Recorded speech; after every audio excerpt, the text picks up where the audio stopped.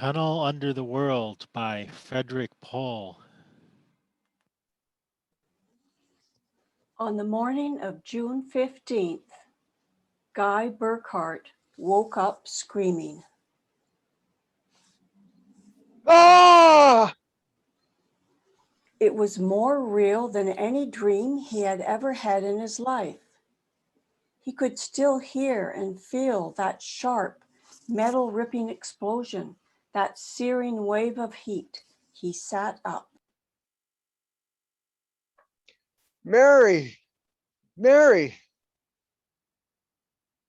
Mary! Mary, where are you? Guy, what's wrong? You're trembling? Where were you? In the kitchen, cooking breakfast. What is it? I don't know. A dream, I guess. An explosion. Did you say an explosion? Yes. But that's the dream I had. What?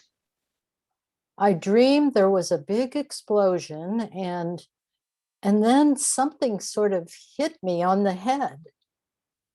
Holy smokes. Maybe there really was some sort of explosion and it started us dreaming. Well, there'll be an explosion down at your office if you don't hurry and get to work. Coming in on the bus, Burckhardt watched to see if there was any evidence of an explosion. There wasn't. If anything, the town looked better than ever. The only thing that seemed strange to him was the fact that none of the usual crowd was on the bus. He was a little relieved when his old pal, Henry Swanson, finally got on. Excuse me. Oh, Henry. Pardon me, sir. Henry, what's the matter with you? It's me, Guy Burckhardt. Burckhardt? Sorry, I don't believe we met. What? Henry, for Pete's sake, it's me. If you'll excuse me, this is my stop. Well, I'll be. How do you like that? Guy Burckhardt got off in front of the gigantic Control Chemical building, took the elevator to the 98th floor, where he had worked in the accounting department for 12 years. It wasn't until he was almost at his floor that he realized the speaker was not playing the usual commercials. Friends, are you happy with your present home freezer? Of course not. Well, the answer to your problems is a Feckle freezer. Feckle freezers are better freezers. Most wives would do anything for a Feckle freezer. Friends, are you happy with your present home freezer? Morning, Miss Horn.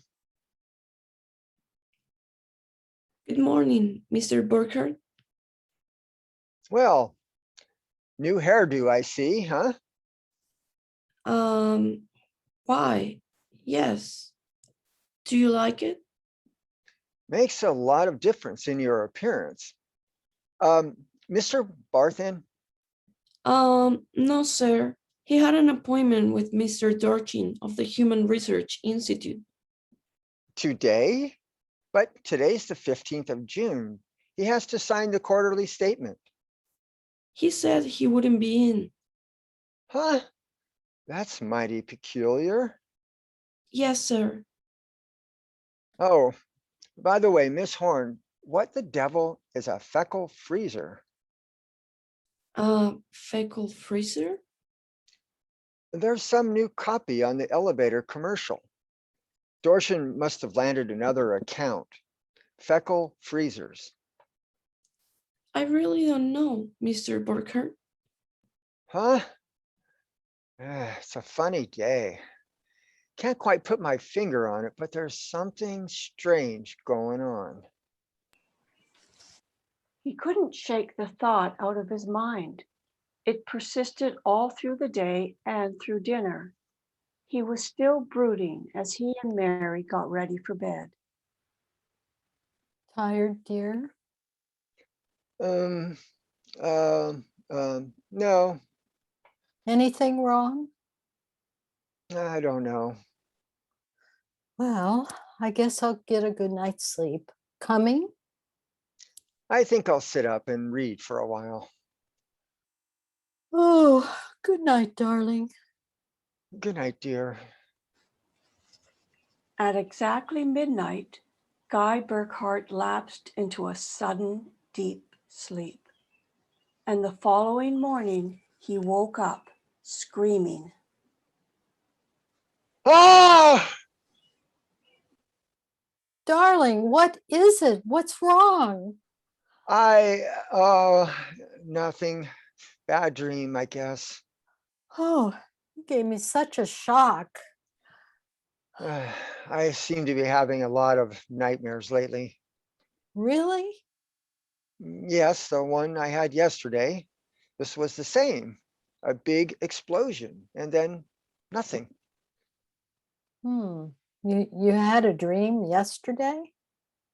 Well, of course I did. You had the same sort of dream. I? Guy, you're mistaken. I don't remember dreaming. Oh, now, Mary, you told me, Guy, you're mistaken. but Mary, Maybe you dreamed I had a dream. Maybe. well, yes, I might have done that, I suppose. Everything did seem sort of strange yesterday. That's probably it. You better get dressed, dear. Today's the 15th. That's when 15th? yes. Well, then it must have been a dream because yesterday was the 15th. Guy Burckhardt got up, dressed, ate breakfast, and took the usual bus to work. Once again, everything seemed even brighter and newer than usual.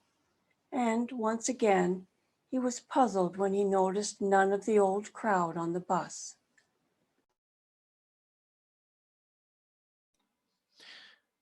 Pardon me, please. Well, look, don't shove so. Oh, morning, Henry. Morning. For God's sake, don't talk to me.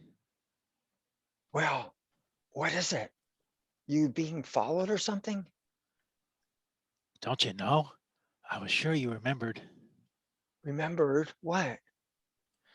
I can't talk. This is my stop. Will you excuse me, please? Well, Henry, for Pete's sake. As in yesterday's dream, Guy Burckhardt got off at his stop and took the elevator to the 98th floor. The speaker in the elevator purred a new commercial this time. Marlin cigarettes. They're sanitized. Does your present cigarette make your throat feel raspy and unpleasant? Marlin cigarettes contain a miraculous new drug, which actually gives you the sensation of smooth, creamy smoke. Marlin cigarettes. Marlin cigarettes.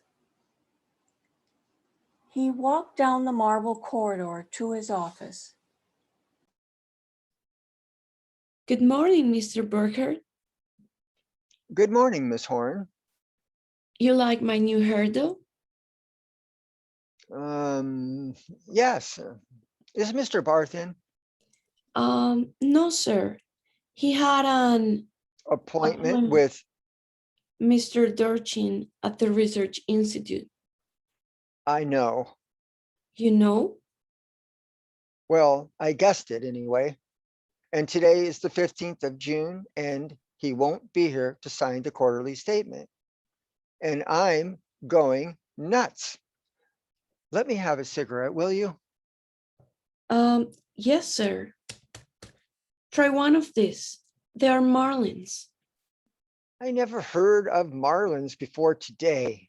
What are we, a bunch of guinea pigs for Dorshan's new advertising accounts? Something wrong, Mr. Bircher? Wrong? Ho, ho. Perish the thought, Miss Horn. Perish the thought. Thank you. This concludes the first episode of Tunnel Under the World by Frederik Pohl.